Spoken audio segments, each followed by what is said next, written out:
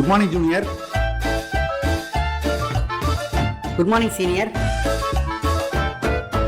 Junior, நம்ம சிட்டியில் ஒரு முக்கியமான ப்ராப்ளம் இருக்குது. நம்ம மாநகராட்சிக்கு கம்மியாக டேக்ஸ் வருது, ஆனால் செலவு ஜாஸ்தியாக இருக்குது. இப்போ கூட மேயர் அதை பற்றி பேசியிருக்காரு. ஆமாம் சீனியர், நான் கூட பார்த்தேன். இந்த ப்ராப்ளத்தை எப்படி சால்வ் பண்ணுறாங்கன்னு பார்க்கலாமா? ஒரு இன்ட்ரெஸ்டிங் ஐடியா, அனிமல் ஸ்டோரியாக ஒரு வீடியோவில் பார்த்தேன், அதை உங்களுக்கு காட்டுறேன். Lion and Bear. இது ஒரு அழகான காடு, அடர்ந்த காடு. 5 வருஷத்துக்கு ஒரு தடவை இந்த காட்டினுடைய தலைவர் மாறிடுவார். இந்த தடவை எலெக்ஷன்ல சிங்கம்னு கரடிக்கும் போட்டி நடந்தது. ஓட் ஃபார் கரடின்னு பாதி பேர் சொன்னாங்க, ஓட் ஃபார் சிங்கம்னு பாதி பேர் சொன்னாங்க. ஓட்டெடுப்பினோட முடிவில் சிங்கம் ராஜாவா ஆச்சு. இப்போ நாம பார்க்க போறது சிங்கத்தினுடைய ஃபர்ஸ்ட் அசம்பிளி. நரியாரே, நான் நிறைய வாக்குறுதி கொடுத்திருக்கேன். இந்த காட்டுக்கு நல்லதெல்லாம் செய்யணும்னு நினைக்கிறேன். உங்களுடைய ஆலோசனை என்ன? வணக்கம் சிங்கராஜா, நீங்க நிறைய வாக்குறுதி எல்லாம் கொடுத்துருக்கீங்க. அதுக்கு நிறைய பணம் செலவாகும். ஆனா நம்ம கஜானால பணம் இல்ல. கஜானா காலி. நரியாரே, கஜானா காலின்னு சொல்றதுக்கு அவங்களை அமைச்சரா நியமிச்சிருக்கேன். செய்ய முடியாதுன்னு சொல்லாதீங்க. எப்படி செய்ய முடியும்னு சொல்லுங்க. அதுக்கு தான் நீங்க அமைச்சரா இருக்கீங்க. மகாராஜா சாரி மகாராஜா, தப்பா சொல்லிட்டேன் மகாராஜா. என்கிட்ட ஒரு யோசனை இருக்கு மகாராஜா, நான் சொல்லட்டுமா? சொல்லுங்க, கேக்குறேன். நம்ம காட்டுல வீட்டுக்கு வரி விதிக்கிறோம் மகாராஜா. அதுக்கு பேர் சொத்து வரின்னு பேரு. 20 வருஷமா அந்த சொத்து வரி ஒரே மாதிரியே இருக்கு. லாஸ்ட் 4 கவர்மெண்ட்டும் சொத்து வரியை ஏத்தவே இல்லை. அது ரொம்ப கம்மியா தான் நம்ம கலெக்ட் பண்றோம். அதை ஏத்தினா நம்மால கஜானாவை நிரப்ப முடியும், நல்ல வளர்ச்சி திட்டங்கள் எல்லாம் செய்ய முடியும் மகாராஜா. இது ஒரு மக்கள் விரோத திட்டம். நீங்க ஆட்சிக்கு வந்த முதல் நாள்லயே மக்களை போட்டு வரியால கசக்கி பிடிவீங்களா? வரியெல்லாம் ஏத்தி விடுவீங்களா? இதுக்குதான் மக்கள் உங்களுக்கு ஓட்டு போட்டாங்களா? ஐயா புலியாரே, நமக்கு வர வரி வருமானம் நம்ம எம்ப்ளாயிஸ்க்கு சேலரி கொடுக்கறதுக்கே போயிடுது. அவங்களுக்கு வருஷம் சேலரி இன்க்ரீஸ் பண்ணி வேற தர வேண்டியிருக்கு. நம்முடைய வரி வருமானம் பத்தல. அதனால நம்ம வளர்ச்சி திட்டங்களுக்கு பணமும் இல்ல. வரியை ஏத்துறதை தவிர வேற வழியே நமக்கு இல்ல அப்படின்னு சொன்னது நரி. அப்போ விலங்குகளுக்குள்ள ஒரே கச்சாமுச்சான்னு ஒரே சத்தம். யாருக்கும் எதுவும் பேசுறதே புரியல. எல்லாம் ஒண்ணுக்கு ஒண்ணு ஆர்கியூ பண்ணிட்டே இருந்தாங்க.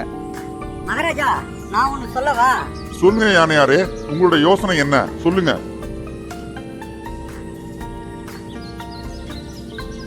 முதல்ல நம்முடைய சொத்து வரிய 10% குறைக்கணும். அதுதான் ஃபர்ஸ்ட் ஸ்டெப். உடனே காட்டுல இருக்க விலங்குகள்லாம் சிரிச்சன, சத்தம் போட்டன. இது என்னடா முட்டா பயலா இருக்கானே அப்படின்ற மாதிரி எல்லாரும் சத்தம் போட்டாங்க. நான் சொல்றத முழுமையா கேளுங்க, சும்மா சிரிக்காதீங்க அப்படின்னு சத்தம் போட்டு எல்லா விலங்குகளும் அடங்கிடுச்சு. நம்முடைய சொத்து வரிய 2 விதமா பிரிக்கலாம். ஒன்னு பிசினஸ், இன்னொன்னு ரெசிடென்ஷியல். இது 20 வருடத்துக்கு முன்னாடி நாம பிரிச்சது. நான் 20 வருஷத்துல காட்டுல பல்வேறு ஃபெசிலிட்டிஸ் வந்துருச்சு. புது வீடுகள்லாம் வந்துருச்சு, புது மிருகங்கள்லாம் வந்துருச்சு. காட்டுடைய பாப்புலேஷன் மல்டிபிள் டைம்ஸ் பெருகி போச்சு. பல பேரு 1000 ஸ்கொயர் ஃபீட் குகை வச்சிருக்காங்க. ஆனா நம்ம ரெக்கார்ட்ஸ்ல 500 ஸ்கொயர் ஃபீட் தான் காட்டுறாங்க.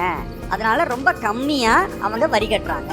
இது எல்லாத்தையும் கணக்கெடுத்து சரி பண்ணா நமக்கு அதிக வரி வருமானம் வரும். நாம மறு மதிப்பீடு செய்யணும். செஞ்சா மிக அதிகபட்சமா நமக்கு வரி வரும். உங்க யோசனை கேட்கறதுக்கு நல்லதா இருக்கு, ஆனா நடைமுறைப்படுத்தவே முடியாது.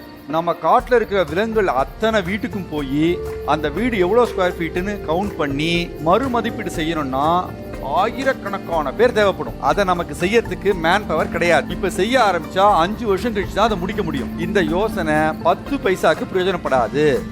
நிறையாரே நல்ல பாயிண்ட் எடுத்து கொடுத்தீங்க. நாம என்ன செய்யலாம்னா, காட்டு விலங்குகள் அத்தனை பேருக்கும் ஒரு நோட்டீஸ் கொடுப்போம். உங்க வீட்டு சைஸ நீங்களே சரியா அளவெடுத்து மறு மதிப்பீடு செஞ்சு கொள்ளுங்க. புதிய டாக்ஸ்க்கு வாங்க, உங்க டாக்ஸ்ல 10% குறைக்கிறோம் அப்படின்னு சொல்லுவோம். அதனால அவங்களே செல்ஃப் எவாலுவேட் பண்ணிப்பாங்க. எல்லாரும் போய் சொல்லுவாங்க. 1000 ஸ்கொயர் ஃபீட் குகை வச்சிருக்கிறவன் 500 ஸ்கொயர் ஃபீட் தான் எழுதுவான். எல்லாரும் போய் தான் சொல்லுவாங்க. இது ஒரு முட்டாள்தனமான யோசனை இல்ல. நாம ரேண்டமா செக் பண்ணுவோம் அப்படின்னு சொல்லுவோம். குறைந்தபட்சம் 10% வீட்டை நம்ம ரேண்டமா செக் பண்ணுவோம்.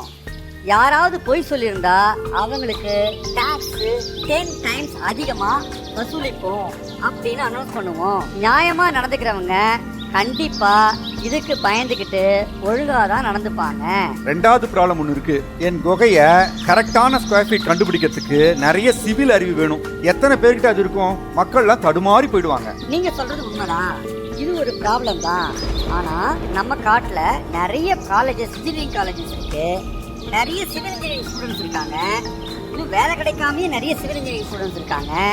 அவங்களெல்லாம் இந்த குகையை கணக்கெடுக்கிற பணிக்கு பயன்படுத்திப்போம். யார் யாருக்கெல்லாம் தேவையோ அவங்க கவர்மெண்ட்டுக்கு கால் பண்ணா நாம ஸ்டூடெண்ட்ஸை அனுப்பி வைப்போம். அது ஒரு ஸ்டூடெண்ட் ப்ராஜெக்டா இருக்கும். ஸ்டூடெண்ட்ஸ்க்கும் ஒரு எக்ஸ்பீரியன்ஸா இருக்கும். மோரோவர் அவங்க நியாயமா நடந்துப்பாங்க. அது தவிர அவங்களுக்கு ஒரு சிறிய பேக்கெட் பண்ணி கொடுத்தா போதும். அது அவங்களுக்கும் பெனிஃபிஷியலா இருக்கும், கவர்மெண்ட்டுக்கும் பெனிஃபிஷியலா இருக்கும். இப்போதே புதிய அரசாணையை பிறப்பிக்கின்றேன். இன்று முதல் நமது ப்ராப்பர்ட்டி டாக்ஸ் 10% குறைக்கப்படுகிறது. காட்டில் உள்ள அனைத்து விலங்குகளும் தங்கள் வீடுகளை செல்ஃப் எவாலுவேஷன் செய்து கொள்ள வேண்டும். தங்கள் வீட்டின் உண்மையான அளவை அரசுக்கு தெரிவிக்க வேண்டும். நியாயமான வரியை அவர்கள் ஏற்க வேண்டும். தங்கள் வீட்டின் அளவை குறைவாக காட்டுபவர்கள் 10 மடங்கு அதிகமாக வரி செலுத்த வேண்டும். இதற்கு பெயர் தண்டனை வரியாகும். காட்டில் உள்ள சிவில் இன்ஜினியரிங் கல்லூரி மாணவர்கள் அனைவரும் அரசாங்கத்தின் சார்பாக வீடுகளை அளவெடுக்க பயன்படுத்திக் கொள்ளப்படுவார்கள். அவர்களுக்கு ஒரு வீட்டிற்கு 100 ரூபாய் என்ற அளவில் சன்மானம் வழங்கப்படும். இதுவே என் கட்டளை, கட்டளையே சாசனம்.